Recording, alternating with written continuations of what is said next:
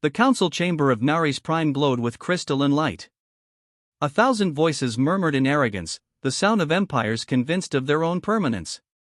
Beyond the arched windows, the stars hung motionless, witnesses to the galaxy's greatest power, the High Galactic Council. They had ruled unchallenged for millennia. Entire civilizations bent knee to their decrees, fleets of unmatched scale stood ready to crush resistance, and their archives declared every world within known space as accounted for. Yet, somewhere in those archives, deep in the dust of bureaucratic neglect, lay the entry for a small blue planet in an unfashionable arm of the galaxy. Earth.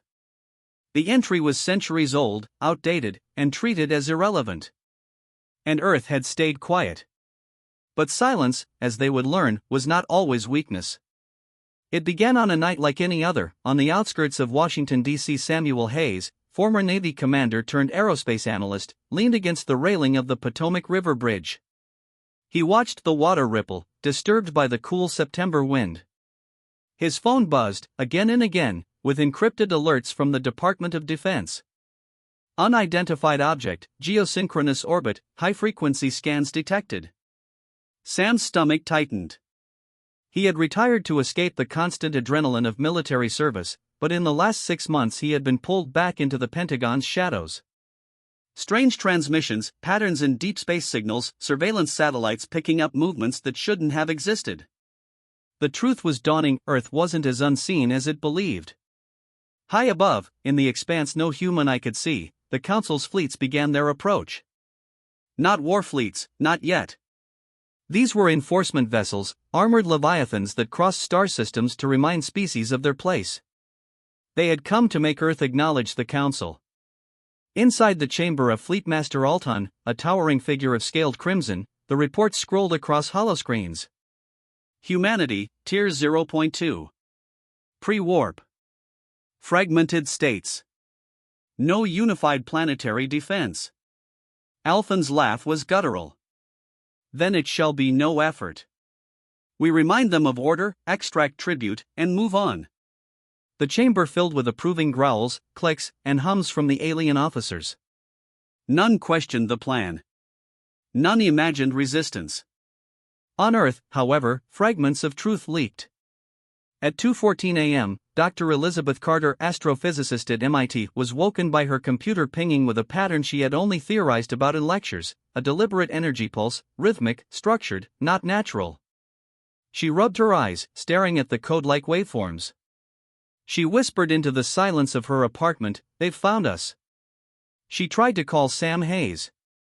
He answered with only 2 words, his voice low, strained. "It's starting." The Council's arrival was not subtle. At dawn over the Atlantic, skies split open with a shimmer like molten glass.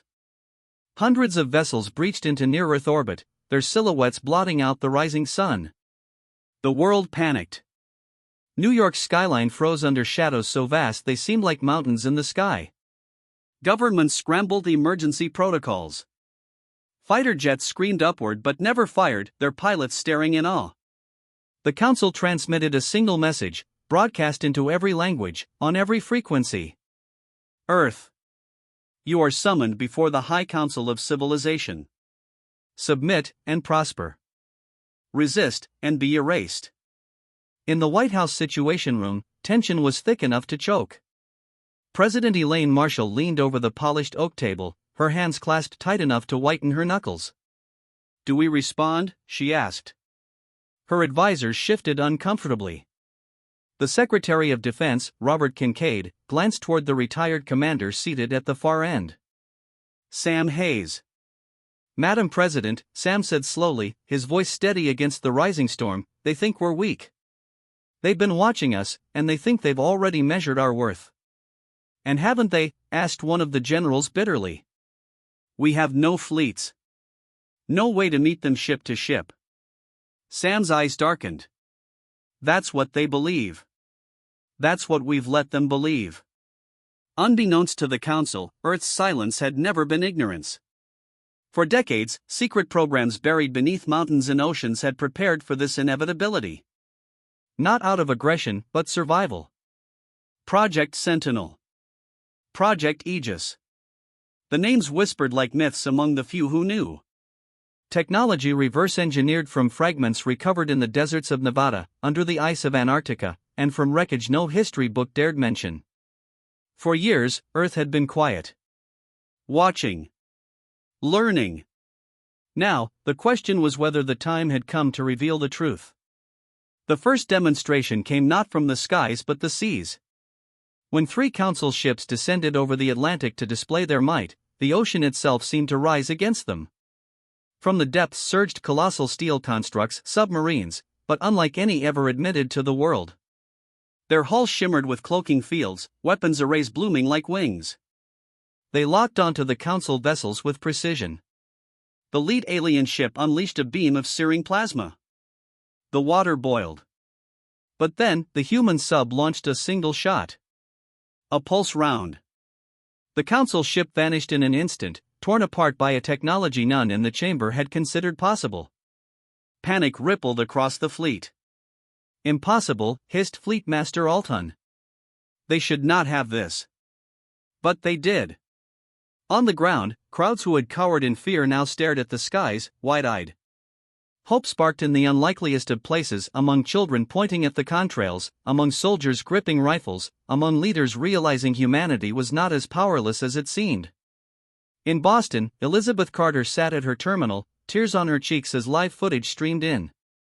"We've hidden for so long," she whispered. "But they'll finally see us." In D.C., President Marshall turned to Sam Hayes. "If we fight openly, there's no going back." Sam met her gaze, his jaw set like steel. "We never asked for war. But if they bring it here, then Earth will answer." Far above, the council fleets regrouped. They had underestimated. For the first time in centuries, their arrogance faltered. Yet even then, they could not accept the truth that a minor world could threaten their dominance. Fleet Master Alton snarled, rallying his officers. "This changes nothing. We will burn their oceans, break their cities, and drag their species into compliance." But as he issued the order, reports came flooding in, dozens of human defense systems activating, hidden in deserts, jungles, and orbit itself. And still, Earth had not yet shown its full hand. The silence was breaking. And in that moment, Sam Hayes understood the most dangerous truth of all: humanity had never been prey. They had been waiting. The skies over Earth burned with alien fire. From Washington, D.C. to Tokyo, from the sands of Cairo to the frozen peaks of the Andes, humanity gazed upward at a truth no denial could suppress: they were no longer alone. The council's ships, black silhouettes against the heavens, loomed like judgment given form. But something the council had not anticipated stirred beneath the planet's surface. For decades, humanity had been the ghost in the galactic archive, quiet, unassuming, written off as primitive. That illusion was fracturing. Sam Hayes stood in the White House Situation Room, surrounded by a storm of voices. Generals barked reports, aides scrambled over phone lines, and screens flickered with grainy footage of colossal alien ships hovering over terrified cities. President Elaine Marshall raised her hand. Silence fell, strained and reluctant. Her gaze settled on Sam. "Commander. Tell me what I don't know." Sam hesitated.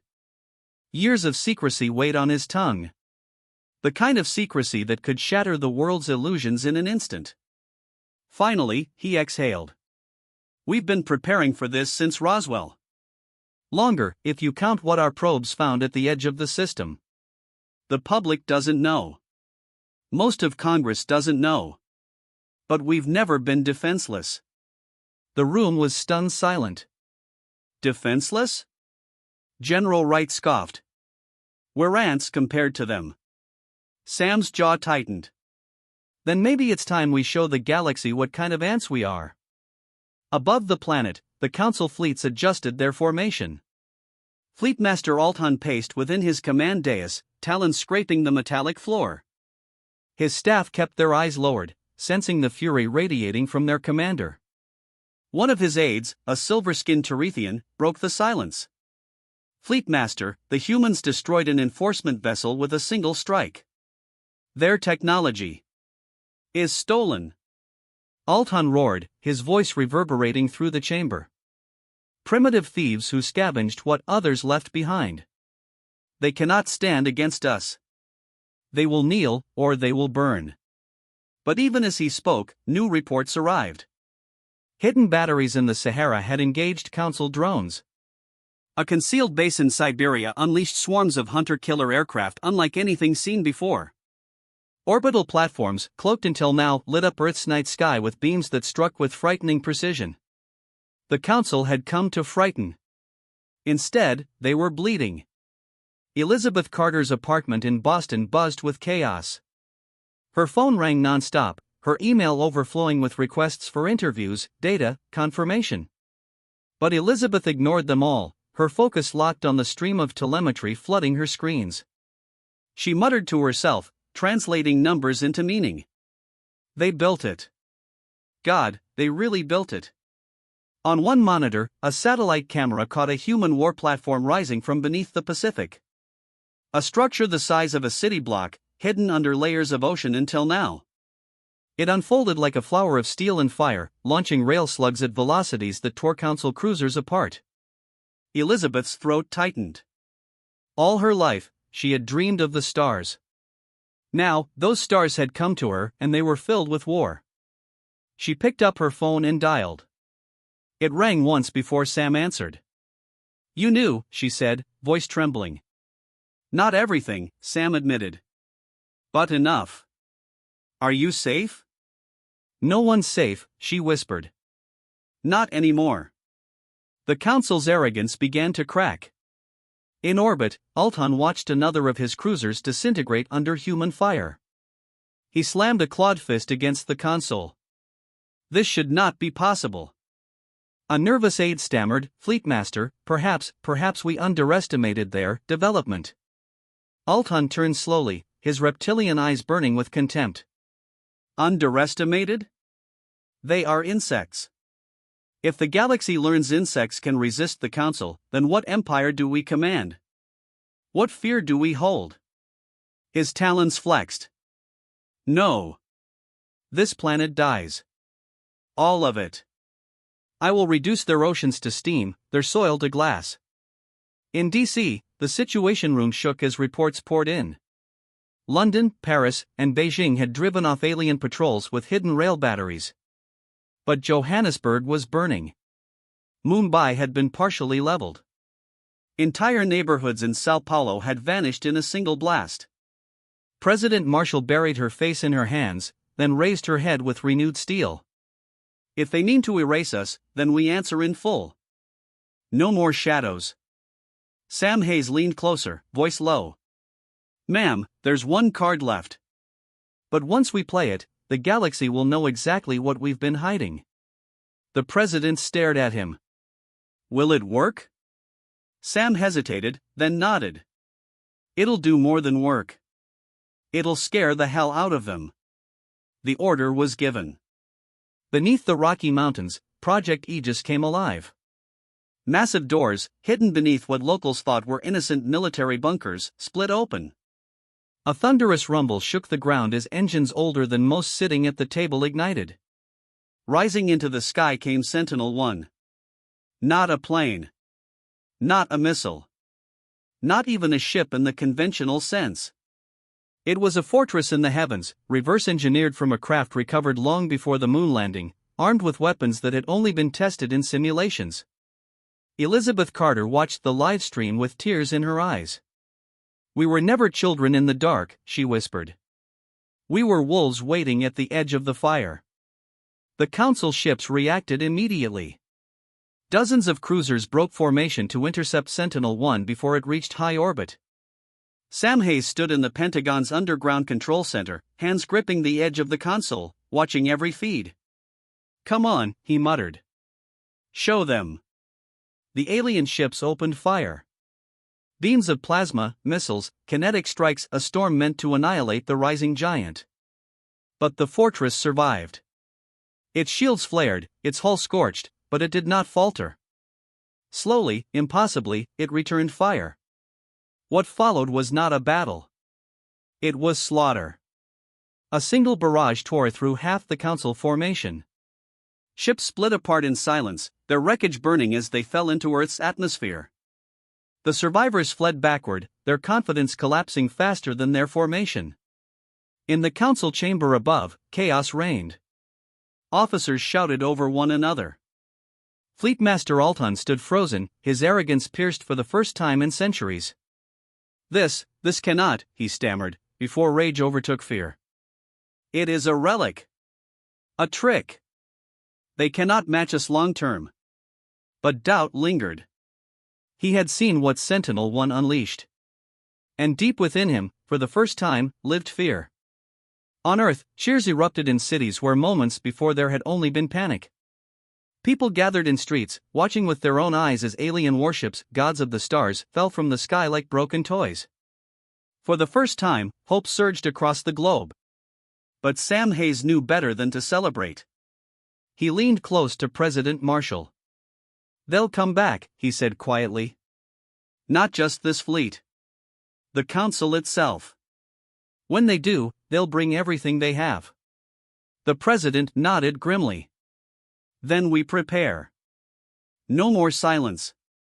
No more hiding. If the galaxy wants to know who we are." Her eyes lifted toward the screen, where Sentinel-1 glowed against the stars. "We'll show them." High above, as Council fleets limped back into retreat, Fleetmaster Althon's final order echoed like a vow of blood. "Summon the full armada. Humanity will burn." The Council armada arrived 3 weeks later. They came not as enforcers, but as conquerors. More than 1,000 warships emerged from Slipstream, their arrival tearing the night sky over Earth into rivers of light. These were not scouts or intimidation fleets, these were the ships that had reduced civilizations to ash, that had broken empires larger than Earth could imagine. Across the world, billions watched in silence as the heavens filled with fire. In Washington, the Situation Room was packed beyond capacity. The air was stale with exhaustion and tension. The war had already cost millions of lives, cities smoldered, oceans boiled in patches, and yet humanity still stood. Now, the greatest test of survival had arrived. Sam Hayes stood at the center, shoulders squared, eyes sharp with the clarity of a man who had prepared his entire life for this moment. President Elaine Marshall's voice was calm, but heavy. "Commander, what do we do when an empire comes to crush us?" Sam did not hesitate. "We remind them what it means to fight something that refuses to die." The armada descended. From orbit, plasma beams rained down upon the surface. Shield domes, hidden beneath major cities, shimmered to life. Some held. Others faltered, collapsing into flame and rubble. Across the globe, humans fought back with everything they had: rail cannons, stealth bombers equipped with alien tech warheads, orbital defense platforms rising from forgotten silos. Yet still, the Council pressed, confident in sheer numbers. Fleetmaster Alton watched from his command ship, eyes narrowing. The humans were bleeding him, but it didn't matter. "They cannot match infinity," he growled. "Drown them in fire." In Boston, Elizabeth Carter worked furiously with a team of engineers, decoding intercepted Council transmissions. Her fingers flew across her keyboard. "They're using a central coordination node," she realized. "The whole armada runs on it. If we take that out, they lose unity." Her colleague frowned. "But it's buried inside their flagship." Elizabeth's voice trembled, but she didn't stop.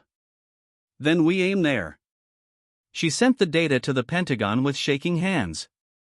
"This is their weakness. Hit it, or we lose everything." Sam received the report in silence. He stared at the glowing schematic of the Council flagship, its massive frame dwarfing every human vessel. Attacking it would be suicide. He looked to the President. "I'll lead it." Marshall's eyes widened. "Sam."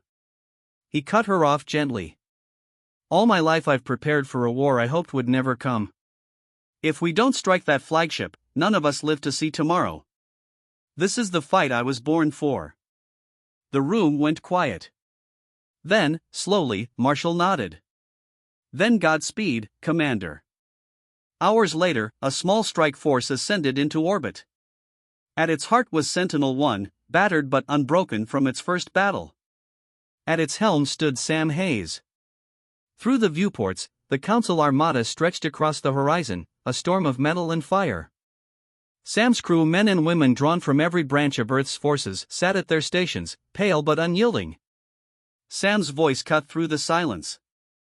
Listen up. They think we're weak. They think we're prey. They think this planet is theirs to burn. But we don't fight for conquest. We fight for home. For every city they've touched, every child they've terrified, every family they've torn apart. We are humanity's answer. And today, the Council learns fear. The bridge erupted in a roar of approval. Engage. The battle was chaos incarnate. Council ships swarmed like hornets, beams of energy lashing across the void. Sentinel-1 weaved between them, shields straining, weapons firing in relentless fury. Human fighters darted like wolves around giants, striking weak points, sacrificing themselves to open paths. And then, the flagship appeared. A leviathan of obsidian metal, bristling with weaponry, at the heart of the armada. Sam's jaw clenched. All batteries, target that ship. Push through. Sentinel-1 surged forward, every gun blazing. A rail slug cracked against the flagship's shields, sending ripples across its hull. Plasma blasts slammed into Sentinel-1 in return, tearing chunks from its armor. The ship screamed under the strain. Alarms blared. Fires spread. Still, Sam stood tall. Drive us closer, he ordered. Don't stop until we break them. Inside the Council flagship, Fleetmaster Alton sneered as human fire pounded against his shields. Pathetic, he hissed. You cannot topple a mountain with stones. But even as he mocked, his aides whispered in alarm. Fleetmaster, they're strikes, they're targeting the command node. Alton snarled. Then stop them. Yet his confidence was cracking. He had never seen prey fight like this. Never seen a world refuse the inevitable. On Sentinel-1, Elizabeth Carter's voice crackled over the comms from her Boston lab. Sam, the node is shielded. You'll need to breach it directly. A precision strike at close range. Sam's eyes hardened. Understood. He turned to his helmsman. Ram us into position. Gasps filled the bridge. One officer whispered, Sir, that's suicide. Sam's voice was calm. It's survival. The fortress ship roared forward, weaving through firestorms, breaking past screens of Council cruisers. Dozens of human fighters died to clear the path, their final transmissions filled with determination. Sentinel-1 slammed into range, its weapons locked on the exposed heart of the flagship. Fire everything. Sam commanded. The ship unleashed its full fury. Rail slugs, plasma lances, energy bursts all converging on a single point. The flagship's shields flared, then shattered. The node within cracked, burning white-hot. Across the armada, Council ships faltered. Their unity broke. Chaos spread as captains shouted conflicting orders, formations collapsed, and fear spread like wildfire. Sam's crew erupted into cheers, but the price was heavy. Sentinel-1 was dying, torn apart by return fire. The bridge